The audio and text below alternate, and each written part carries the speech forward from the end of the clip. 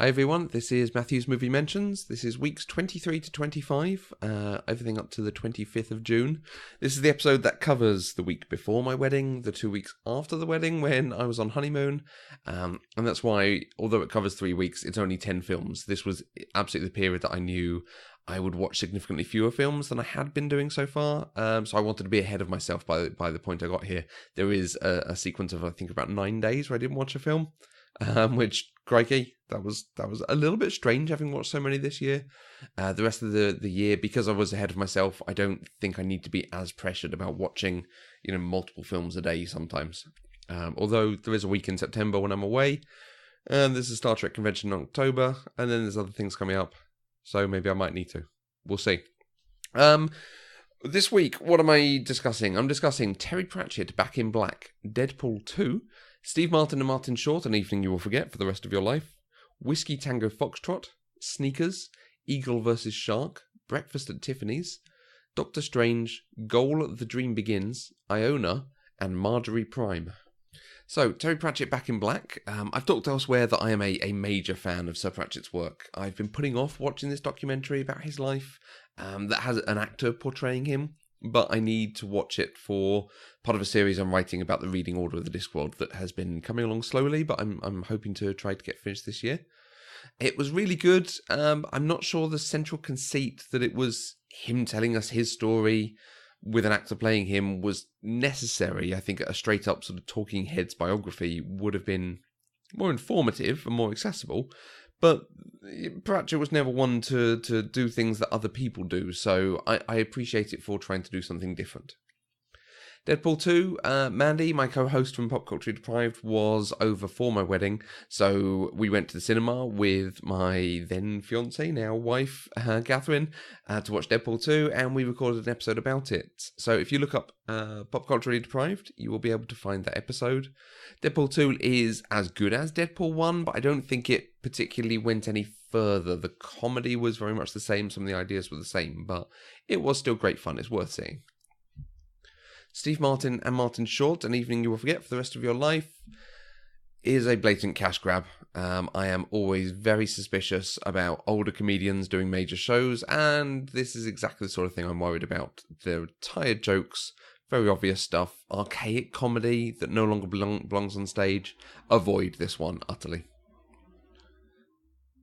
Whiskey Tango Foxtrot, from the title and the cast, I thought this was going to be a comedy about reporting on the front lines. So I was really thoroughly surprised to find it's actually based on a true story, and it's an insight into that life for a journalist. Tina Fey is always excellent. She was really good in this. The supporting cast delivered something that was actually genuinely interesting. It was quite moving at times. Very, very well done. Sneakers is one of my favourite films. The technology has obviously moved on and is very different now in the way that we deal with technology in the modern world, but it's still a really gripping film. It's got some really interesting twists in it. So yeah, I was pleased to introduce Catherine to that and watch it. I was lulled into a false sense of something to watch Eagle vs. Shark. Taika Waititi's recent films, obviously Thor Ragnarok and What We Do in the Shadows, I utterly adored them. This is a strange film. The characters are largely unlikable and make decisions I didn't really understand, that just didn't make sense. It reminded me of Napoleon Dynamite, which is another comedy that I didn't enjoy, so still. I'm trying to watch more classic must-see films that I've never seen before, so I watched Breakfast at Tiffany's. For the most part, I avoid some films like this because I don't think I'm going to enjoy them. Other things like Bullet last week and Sound of Music and Singing in the Rain, I'm not sure they're films for me, so I've never sat down and watched them. Breakfast at Tiffany's was not a good start into trying to do this. I'm not a fan of the Manic Pixie Dream Girl trope, and this film is about such a character, but it's still very much her furthering men's stories, really. There were wildly problematic, racist and awful people in this. I can see why the film would appeal to someone, because she comes across as charismatic and very interesting, but I think the film wants us to see it as a veneer with someone deep beneath, but I don't think it ever quite gets to the heart of the character. Doctor Strange is probably one of my top 3 MCU films. It does some interesting, different things with the origin story.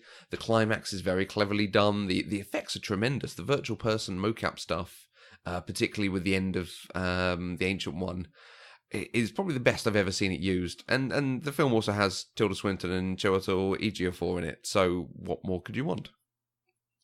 I watched Goal: The Dream Begins a few years ago, probably after the 2006 World Cup. It's now back on Sky for this year's World Cup, and we wanted to watch a feel-good film one evening.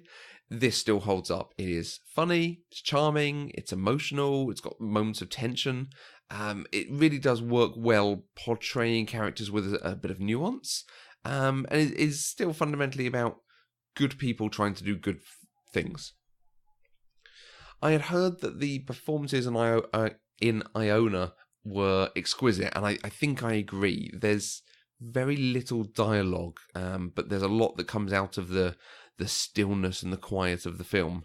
In the end, it lacked purpose or a reason to exist, I think. But the story itself is interesting as it unravels. I got to the end and went, oh, it's the end. Okay.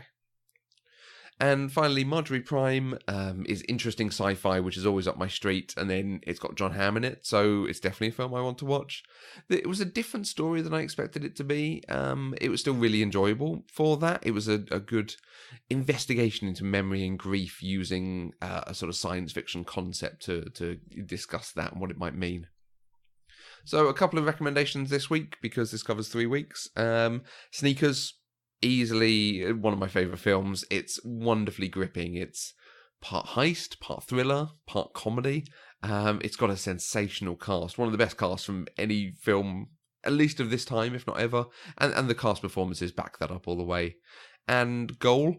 It's a surprisingly great film. A film about a young Mexican lad having a trial at Newcastle United should not work as well as it does. But the ensemble helps deliver something that's actually quite charming and heartwarming. I would really recommend that to everyone.